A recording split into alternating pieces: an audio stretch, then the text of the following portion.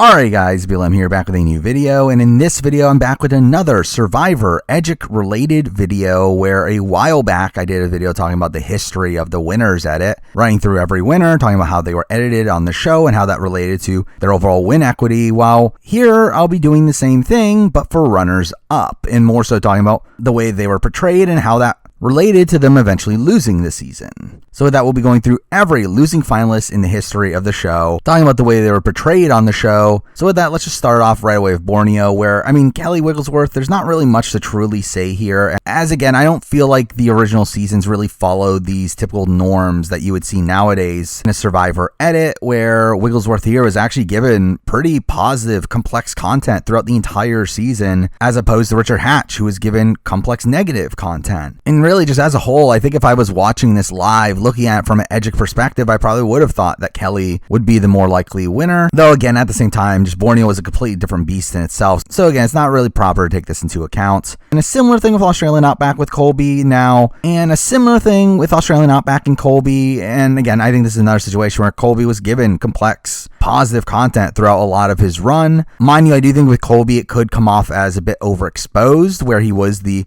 most prominent figure on the show, which again, typically they don't like to overexpose their winners. They like to give their winners some cooldown at points, where Colby never truly had that. But really, again, I feel like this is a situation where it's relatively early on. And I think this is a point in Survivor in particular where they were very much trying to hide the winner, with Tina literally being invisible in the first episode, which is obviously out of the norm. So again, looking at from a pure Edgic perspective, I do think Colby is someone that you would think would be the likely winner coming into the endgame, though again, with the context around it, it does kind of make sense why he does lose. But now we're getting into edits that are a bit more in line with more traditional runner-up edits with Survivor Africa, where Kim Johnson, where Kim Johnson had a much quieter edit than the previous two, who, again, Kelly and Colby were two of the big characters on their seasons, while Kim here was definitely in the back burner behind Ethan, Lex, and Tom, but she wasn't necessarily invisible either. She was very middle of the road, mostly got somewhat positive content along the way, but still got a relatively quiet edit, which in Final 2s isn't necessarily a common trend. However, once we get to Final 3s, an edit like this is pretty traditional, specifically for at least one of the two finalists. And we follow that with a very similar edit in Nalia from Marquesas, who again also got a similar edit of being very quiet early on. And post-merge, she did start to be more prominent on the show, though along with that did come a bit more negativity. Where again, this kind of feels like an evolution of Kim's edit, where Nalia's overall edit is a bit more mixed, with her being kind of undermined towards the end game, particularly due to her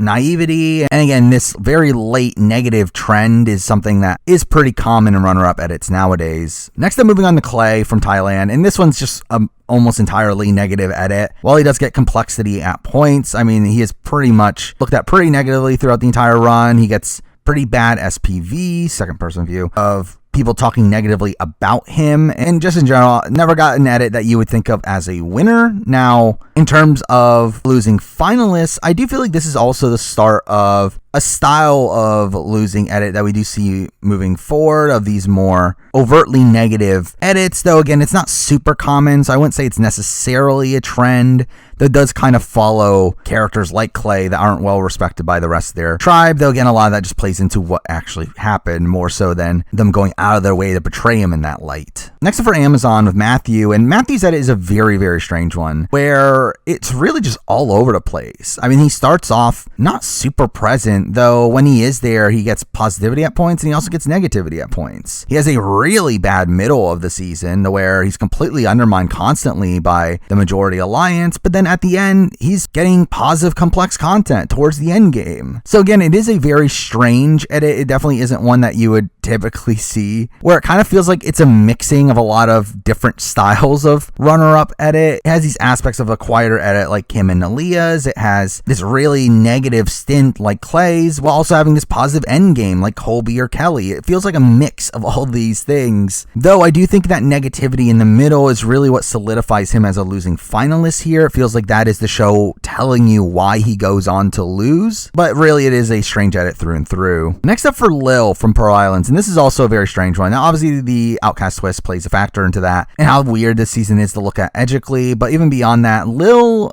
despite the fact that I think most people come out of this looking at her as this emotional wreck on the season, her edit is actually pretty decent. I mean, she does get very positive content throughout really the entire season. Now, most points it is OTT, which, again, typically winners aren't portrayed as over the top for a good chunk of the season. There could be individual episodes. However, like, the majority of Lil's edit is over the top, where typically players that have a lot of OTT content don't go on to win the show, where typically that means that you're being portrayed in a very one-note fashion. And while you are prominent on the show and probably have these wacky character moments, there's just no complexity to the content that you're getting. And that's kind of the edit that Lil gets here. Though I feel like, unlike the last few people we've talked about, they don't properly explain why Lil loses, where, like, there's little glimpses here and there, yet I don't feel like they ever properly explain it until Final Tribal itself about how people actually feel about Lil, which is a bit of a strange thing. But again, like, overall, this edit of extremely over-the-top content throughout almost the entirety of the season is definitely something that knocked her out of contention. Next for Busta Rob from All Stars, and this is one where Busta Rob's edit is mostly negative. I mean, he does have this negative tint for him throughout most of the season, with the only true positive content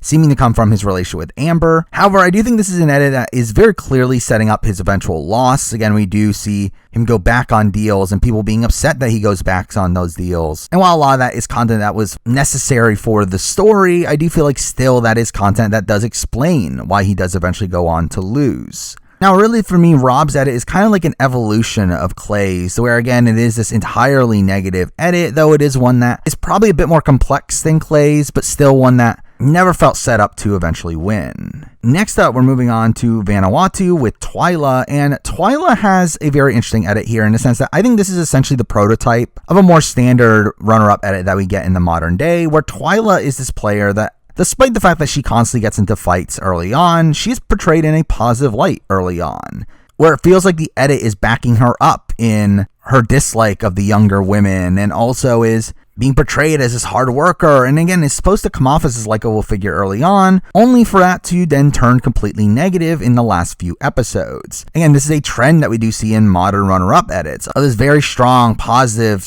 / complex content for the first half or so of the game, and then it completely turns when we near the end game to explain their eventual loss. It feels like Twyla is the first edit here that kind of fits into that mold. Next, I'm moving on to Katie from Palau, and despite the fact that Katie is commonly looked at nowadays as this massive goat at the end that would have lost to anybody, her actual edit is not that bad, where Katie was actually looked at as a top contender for a lot of the season. While she was very rarely in the number 1 position, she was typically in second or third for a lot of the season, and a lot of that's because she actually gets a somewhat decent edit on Crore. I mean, despite Crore not being important to the overall storyline, the content that we do get of her is pretty solid, even though there is a bit of a negative tinge at points, particularly around the camp life aspect of things. And towards the end game, her content is still pretty solid, despite the fact that it becomes clear that she's not going to win from an in-game standpoint. But I think this is one of these situations, and we'll talk about this moving forward, where someone can still get a decent edit, but still not have as good of an edit as the eventual winner, where I think this is a situation where Katie's edit is not entirely bad, it's just the fact that Tom's edit by the end was definitely stronger, and we'll come across this situation for certain runners-up moving forward. Next up, Stephanie from Guatemala, and she's someone that isn't really given much complexity for the first half of the season, while in the second half she is running things alongside Rafe, and due to Danny's weird winner edit, her and Rafe were looked at as the top contenders. Her edit definitely gets a lot more mixed towards the end. In a way, it is kind of this modification of this Twyla style edit, where by the time she loses, it becomes pretty clear why she does eventually lose. Next for Danielle from Panama, and this is another one that, again, kind of fits in line with more modern runner-up edits, where it's a very middle-of-the-road edit. Like, she's present on the show, she's not invisible or anything, but she doesn't really get much complexity for most of the season, especially in comparison to the other people she's there at the end with, where in comparison to Cirie and Terry, I mean, she's clearly not as complex as them, and someone like Aris, who was looked at as the top contender for the entire season there, it always felt like Aris was like a step above her, edgic-wise. Again, Danielle doesn't necessarily get a bad edit here, but again, she's another one of these that just like is surrounded by other people that have seemingly better edits, particularly Aris. And now we're moving on to the final 3 era of the show, where I do think we do get a bit more trends in terms of the runner-up edits here. And we're starting off with Cook Islands, where we do have Ozzy and Becky. And to me, this is a pretty definitive outline for how final 3s are handled for most seasons, where obviously Ozzy ends up being portrayed as essentially this rival for Yule. He is the person that can contend with Yule. And through that, his content is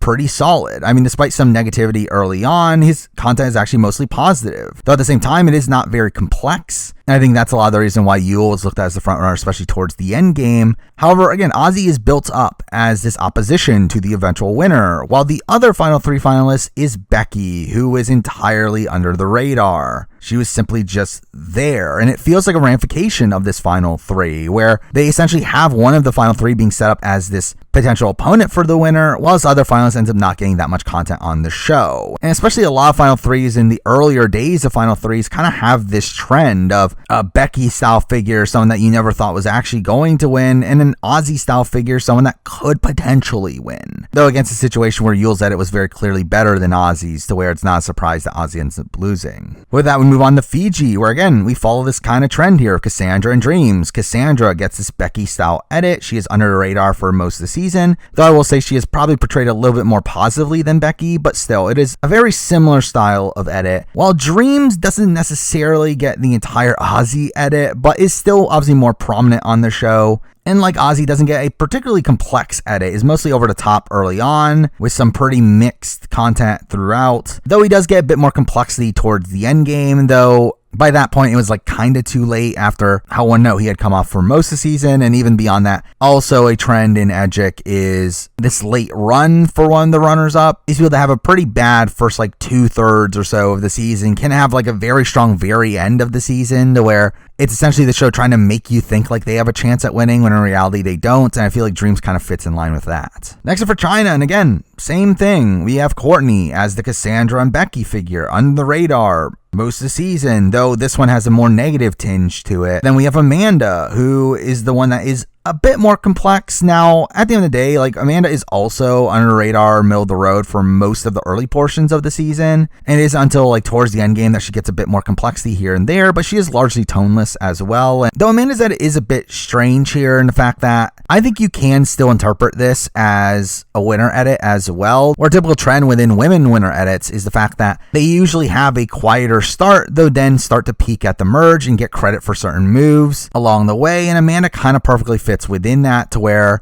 this is an edit I do think can be interpreted as one that is more in line with a winner than a runner-up. Though I think with the context of the season, you can kind of also interpret it as a runner-up edit, as her being set up as this foil for Todd. Next up for Micronesia, and here we have Amanda again. And I mean, this one is more clearly a runner-up edit in my mind. Again, she is very clearly coming off as the beta to Parvati and Suri. She is under the radar for most of the early portion of the season and gets a negative tinge or mixed content later on. It's like Amanda and Micronesia like never really seemed like a true contender, just because Suri and Parvati were getting much better edits. And to be honest, Parvati was getting a very blatant edit on this season, to where it never really felt like Amanda was truly in contention. Next up for Survivor Gabon, and again, this kind of fits within that Final 3 structure I talked about, where Susie is 100% the under the radar player. Again, she's completely under the radar for most of the season, gets complex content at the very end, but it's way too late at that point. While Sugar, again, kind of fits more in line with someone like Dreams, of this very over-the-top edit, mostly positive, though also extremely overexposed, and one that had no true complexity to it, to where not surprised that she eventually loses. Next up for Saratogenchins, and Steven here has a bit of a strange edit, as I think this is another one like Amanda that, again, was very much looked at as a winner edit. He gets strong, complex content throughout the entire season, as opposed to JT, who does come off as a bit over the top at points and does straight up just have less complexity. So, and for most of the season, people did think that Steven was going to win here, and I could definitely see why. Like, I don't think his edit here is really that traditional of a runner-up edit. Now, obviously, you still understand why he eventually loses, though I don't feel like the edit was portrayed in a way that he was eventually going to lose, which makes his edit here a bit abnormal. But with that, we're moving on to Samoa. And Samoa, again, kind of fits in line with that previous trend, where Russell is a player that is obviously the bigger edit of the two. He gets complex content for most of the season, though is looked at very negatively, with his content at the beginning and at the end being over the top. in his negativity. And this is an edit that, again, like most people did not think he was going to win. Again, like obviously there was this aspect of him being way too overexposed as well. And while there are certain winners that are just super present at all times, Russell felt like to the umpteenth degree to where he was pretty much the main character the entire season. And with also that negative tint to it, it really just did not seem like Russell was to go on to win the season. Though the strange thing is the person that the Edgic community did think were going to win was Mick, who obviously ends up being the runner-up instead. And again, I think the Natalie Mick Edgic debate here is an interesting one, where essentially Natalie does fit more in line with the like Becky's under the radar edit for most of the season, while Mick was more middle of the road. Like he was a bit more prominent than Natalie, got a bit more content than Natalie, and I think you can argue that he was getting a better edit for more of the season than someone like a Natalie. However, I do think something Natalie has better than Mick is this overall storyline.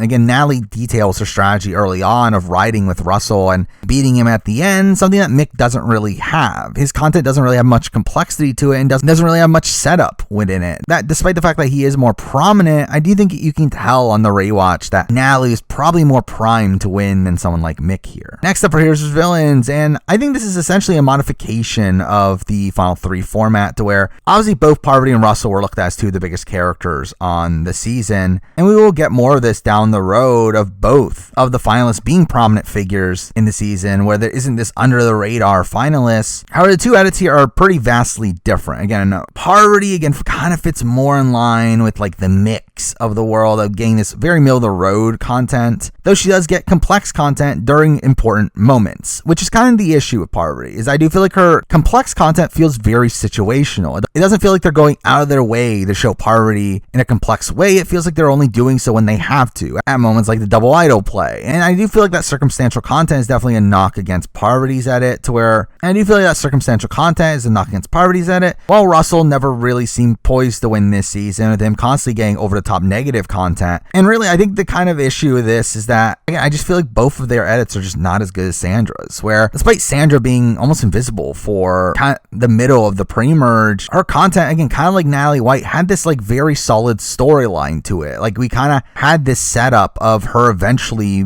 beating Russell and her being taken to the end and surprising people. And so I felt like that story was pretty apparent by the post-merge, to where neither of the other two really seemed to have that much of a shot. Next up for Nicaragua, and again, this one kind of fits more in line with older ones, where despite the fact that Sash does have this negative tint to him, and I think a lot of people probably remember him as one of the bigger players of the season, his edit is actually pretty subdued. He is mostly under the radar, middle of the road for most of the season, and again is looked at negatively. Or essentially his is an even worse version of someone like a Mix edit. While Chase is someone that probably gets a more standard runner-up edit here, and the fact that he does get a decent start to his season. A lot of middle-of-the-road content, though also some complexity at points. Though again, towards the end game, his edit does get a lot more negative. And again, it is kind of the standard winner edit of having a solid first half or so of the season, only for that to then turn negative until the end. Next up for Redemption Island with Philip and Natalie, and this one, again, kind of perfectly fits into that mold as well. Again, Natalie is this under-the-radar player for most of the season, and while there are sprinkles of positivity, again, she is very much in this Becky, Cassandra sort of mold, while Philip is over-the-top negative, with sprinkles of complexity at points, but again, is still very clearly being set up to eventually lose at the end. Again, kind of an edit in line with someone like a Clay from Thailand, or even Russell's Heroes vs. Villains game. Like, it feels like an edit that is very clearly being set up to be taken to the end and eventually lose, especially when we have someone like Boston Rob, who by the end of the game was his very clear frontrunner as well. Next up for South Pacific, and this one again feels mostly in line with the traditional runner-up edit. For Albert, someone being extremely under the radar early on, not even getting content until episode 5, to where he does start to get complexity, though the complexity does turn negative towards the end, with them also being under the radar during the merge episode, which is also a major knock against a potential winner. So again, it felt like for Albert there were so many holes there, while with Coach, it is this more traditional edit of, again, complex content for most of the season, mostly toneless early on, to where he was portrayed as a potential winner there, though towards the end game his content gets more and more negative, to where you can kind of see where this downward trajectory is going. So again, I feel like it's another one that kind of fits in line with what you would expect from a runner-up. Next up for Survivor One World, where it was Sabrina and Chelsea, and this is kind of a weird one where neither of them get particularly bad edits. They're both solid edits from beginning to end. It's just the fact that Kim gets like a perfect edit, and through that, neither of these people seem to have that much of a chance. Now, Chelsea definitely had a very solid start where initially she was looked at as a potential contender. There are sprinkles of negativity across the season, and Sabrina has a very strong start, as in she's very prominent in the premiere episode, though kind of in a way that was a bit too much. Though she does eventually cool down, where she gets a lot of middle-of-the-road content for most of the season, but then never really peaks back up, which is kind of the issue there. And again, in comparison to Kim, Sabrina and Chelsea never really stood a chance edit-wise, where Kim was always the front runner there. Next up for Lisa and Scoopin from Philippines, and both of them kind of have strange edits here. Now, Scoopins is a bit more in line with a losing finalist. Again, he does have a very strong premiere. However, that's immediately followed by negativity and under-the-radar content for most of the rest of the pre-merge, and his end game is like kind of decent from an edit perspective, but again, it's kind of tough to recover from how bad his middle portion of the season was. Well, Lisa just straight up gets a pretty solid edit here. I mean, she is complex for most of the season, that content being mostly positive towards the end of the season. Like, it really feels like she is a main character towards the end of the season. Though I do think this is just a situation where the Malcolm and Denise storyline felt stronger, and because that Malcolm or Denise were always looked at as the front runners to win, just due to how important their relationship seemed to be from the very beginning, and through that, Lisa kind of gets undermined due to that. But though I do think if it wasn't for that, she actually has a pretty solid edit here to where I do think she would have been looked at higher as a contender by the end. Next up, moving on to Survivor Caramoan, where we have Dawn and Sherry, and Sherry is, again, perfectly in line with the recent runner-up edit. Gets solid, complex content at the very beginning, is running her original tribe, though after she swaps her, it goes downhill with her either being not prominent on the show, or even when she is shown, she's not shown particularly positively. So again, it kind of fits perfectly in line with these downfall edits that we typically see from runners-up, while Dawn is a bit stranger, where she does have a solid start. Her content just continuously gets more mixed as the season goes on, and really this is another situation where Cochran's edit was just better by the end game, to where it just became so obvious that Cochran was going to win, and through that, Dawn's story really came off secondary to that. Next up for Blood vs. Water, and this is a very traditional edit here, one that again kind of fits in line with those earlier days, where we do have Jervis being this under radar or middle of the road person that gets some negativity at points. This player that kind of fits with the Becky and Cassandra's and Courtney's as the one that didn't really stand a chance, while Monica gets a edit kind of similar to Sherry, where she gets strong, complex content at the start of the season. However, once we get to the merge, that content starts to go downhill, having some negativity, just losing the complexity, and it becomes more clear that she's eventually going to lose, and kind of in line with Sherry's edit. Next up for Survivor Cagayan, and this is a bit of a strange one where we have Wu, and Wu is someone that, for all intents and purposes, fits in line with the runner-up edit. It makes sense why he doesn't win, where again, most of his content is under radar or over the top. And again, this person that gets largely over the top content is typically not going to win. So it makes sense why Wu wouldn't win. However, he was still the top contender coming into the finale. And a lot of that comes from the fact that, again, the other edits were not good either. Again, Tony winning was looked at as this massive unicorn in the Edgic community where no one was expecting. He was literally bottom on the contender list coming into the finale. And both Cass and Spencer had massive holes in their edits as well, so Wu was looked at as a top contender by the end, when in reality, again, looking back on his edit, it makes full sense why he doesn't win.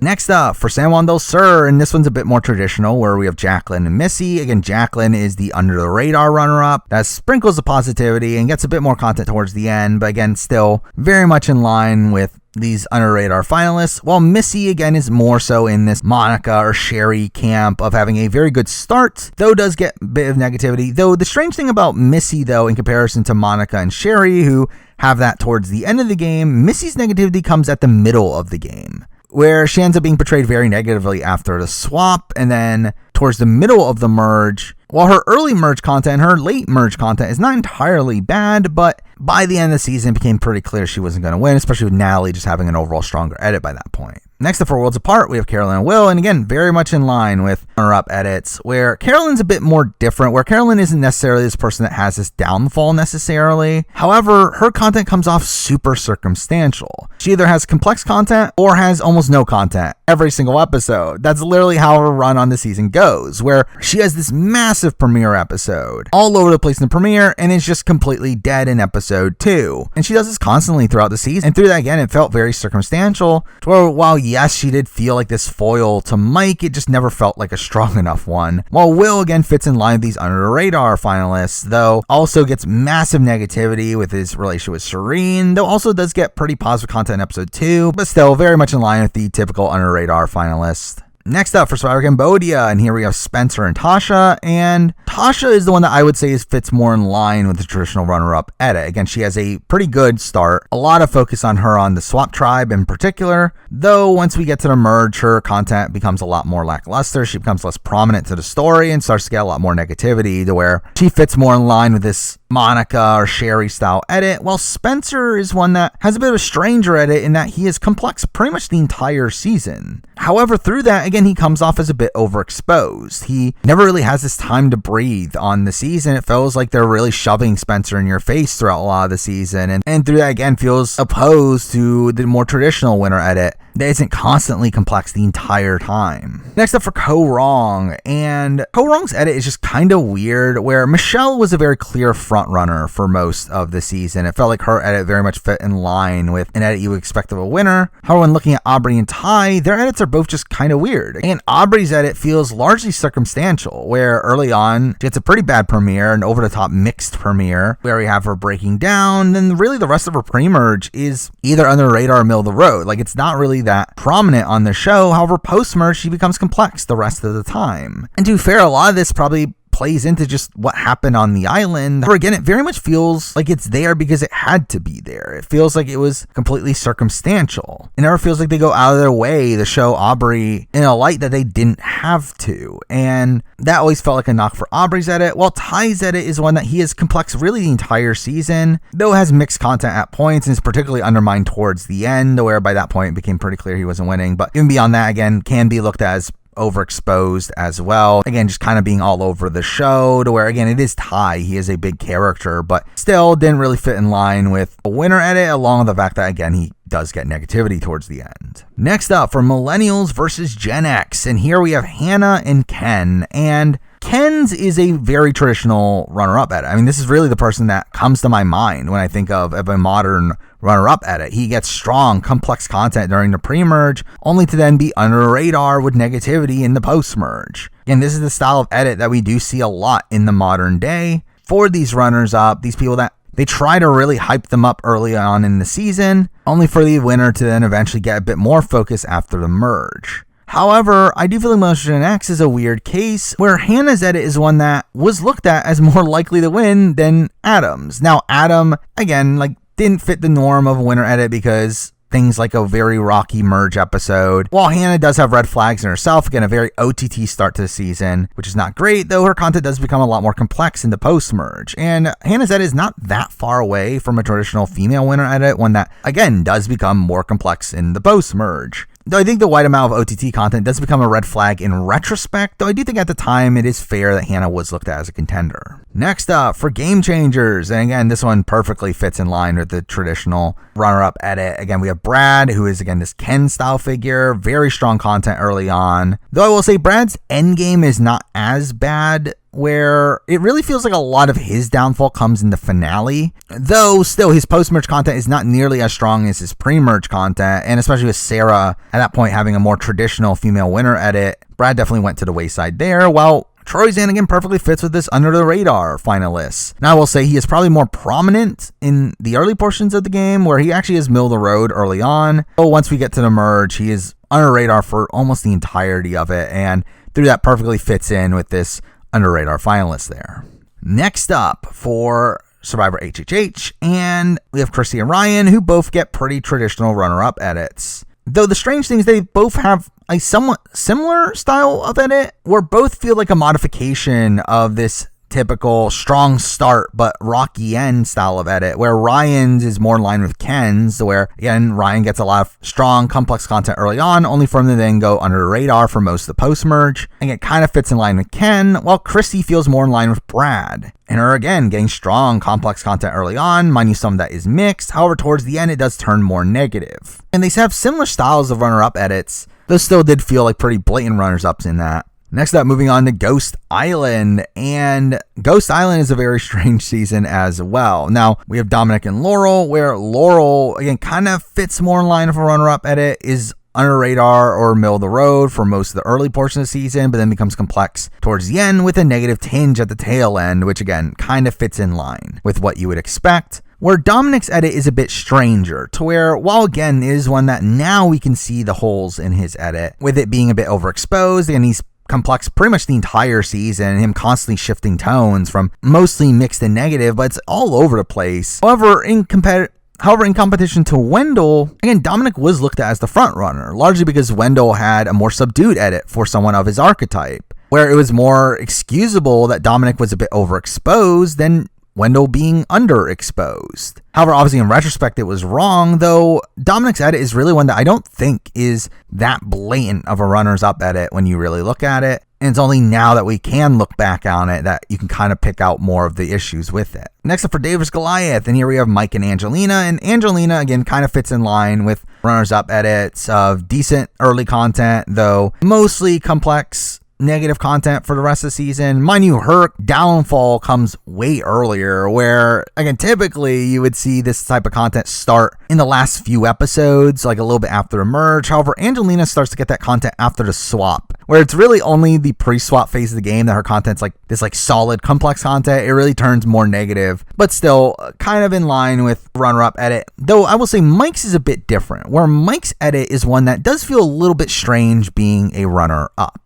Like, his edit very much feels like a final juror or so, more so than a runner-up, where his edit does very much feel like a journey edit. He does start off being seemingly on the outs of his tribe, being caught looking for an idol, and it really feels like his story is one that he evolves from that and ends up dominating the end of the game. However, those sort of edits are typically ones that fall just short of the end. However, the fact that he makes it to the very end is a bit strange, though again, it's still an edit that I don't think you would have expected a winner from either way. Again, he is largely inconsistent in the middle portions of the season and does come off as circumstantial at points, so where again, still not a likely winner edit, but it does feel weird to me that it is a runner-up edit. Next up, for Edge of Extinction, and I mean, the entirety of Edge of Extinction is just weird, but when we're talking about Gavin and Julie in particular, I mean, Gavin is mostly under the radar. Again, he kind of fits in line with someone like a Laurel, someone like a Hannah that isn't too complex early on and really is not super present, though towards the end of the game, he does get more complex content. But again, never truly felt like he was winning due to how bad his early portion of the season was, while Julie is a bit more prominent, though gets a very OTT start, and again, just ends up being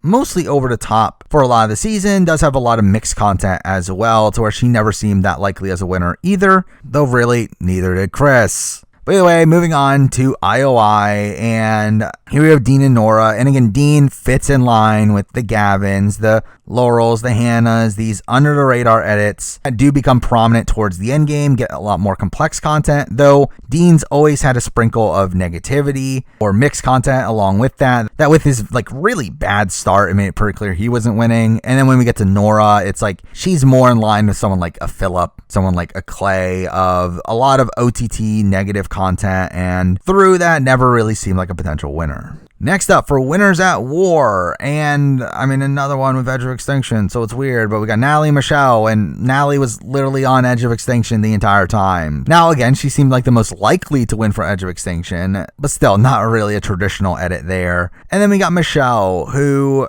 gets a decent enough edit. Her edit's not entirely bad, it's simply one that I think Tony's is just stronger. Now, I think she's another one, though, that you could say is probably a bit circumstantial, where she does get complex content at points, though it feels like those points are points where she's necessary for the story. It doesn't feel like they necessarily go out of their way to show her in a complex light, which is definitely a knock, but still, as a whole, like, not a bad edit. And now into the new era. Here we have Survivor 41, with Deshawn and Xander both getting very clear runner-up edits. Again, Deshawn perfectly fits in line with the Brads, and the Chrissies of the world, having this very strong start. However, it turns very mixed towards the end with some undermining. It is a solid edit, but one that you can definitely tell this downward trajectory towards the end of the season. While Xander just has a weird edit for a losing finalist in my mind, where his content is mostly complex, but despite that has almost no substance to it. Where that's kind of a weird thing to say, but we're seeing a lot of his strategic decisions, but he's simply getting no personal content throughout a lot of that, which is definitely a knock. And really, Xander's edit is one that is strange for a losing finalist. I think he's someone that would have made more sense if he was like 4th place. Again, someone that just comes just short, but the fact that he gets to the end and loses does feel a bit abnormal for Xander here, with his edit not really having this downward trajectory. Next, number 42, and I mean, this one's more in line with typical edits. Mike does get almost a 1-for-1 Ken style edit of this very positive start. However, the back portion of the game, he gets a lot more negativity, where we get Omar openly calling him an idiot. And like, again, it's definitely a bad edit there for Mike at the end, where it felt very clear he was head for a downfall. While Romeo can be said to have a similar style of edit, I wouldn't necessarily say that fully, though. Again, he does start off pretty well, decent, complex content early on. However, I do think there's like little aspects of him being undermined. However, after the merge, he definitely becomes a lot less prominent to the storyline and becomes more clear that he's being taken as a GOAT. Again, it kind of has this like Ken-like aspect to it. However, it's probably like a little bit less apparent than someone like Ken, though. Next up for 43, and obviously 43's edit is weird. Now, Cassidy and Owen. Owen feels more in line for runner-up edit. Again, gets his typical middle-of-the-road content. Not much complexity. Does feel more in line with a runner-up. However, Cassidy's edit is a bit strange, as obviously her edit ends up being a lot more similar to the recent winners of the show in Erica and Marianne. It felt like she was having a similar trajectory. While there are certain nitpicks to be had of her edit not fully fitting in with the themes of her storyline at points, like Cassie's edit is still pretty strong. To where, again, like her edit doesn't feel like a runner-up edit. Again, if she had been 4th or 5th place, it would have made more sense to me than her being a runner-up to Gabler. But now for Survivor 44, where I feel like this is a season that follows more traditional trends here, where having the runners-up of Heidi and Carolyn, I feel like Heidi kind of fits in line with these final 3 losers that have these more under-the-radar edits early on, but then start to get more content as the season progresses. And while she does have this like setup storyline of being underestimated early on, I do feel like that's kind of just the ramifications of the modern editing style, to where outside that she kind of just fits in line in these more traditional under the radar losing finalists, while Carolyn obviously ends up being a lot more complex throughout more of the season. While she does have a lot of OTT moments, she does have a mostly complex edit, though doesn't really get as much of a clear downfall edit as the likes of someone like a Mike or a Ken. And while Carolyn's downfall is shown to us across the season of people just underestimating her and people not really getting her game, it's not really portrayed in an overtly negative light, which does make her edit a bit perplexing, to where obviously a lot of people did think she was going to be the winner coming into the finale, though it's still like kind of a modification of that style of edit, though one that is still pretty unique considering the fact that it is Carolyn. I do think it's very tough to edit her story in a way that doesn't make her look pretty positive. Though again, one that does as a whole still fit in with the overall trends of runner-up edits. By the way, with that, that is every season of Survivor, talking about how the runners-up were edited along the way. Where straight up coming into this video, I did already know a lot of these trends I ended up talking about on this season, though I do feel like talking through it in this video made me really recognize like how much they follow these trends. And while obviously there's always going to be these anomalies, and just in general, there is no set way that the show Survivor is actually edited. I do think, again, it's not fully a purposeful thing. I think it just so happens to be that way. I still think it was interesting to fully recognize how a lot of these runners-up are edited in a very similar light. But with that, that's it for the video. Obviously, down the road, I have a lot more Edgic-related videos I do want to do for down the road. But for now, that is the video. Thank you for watching.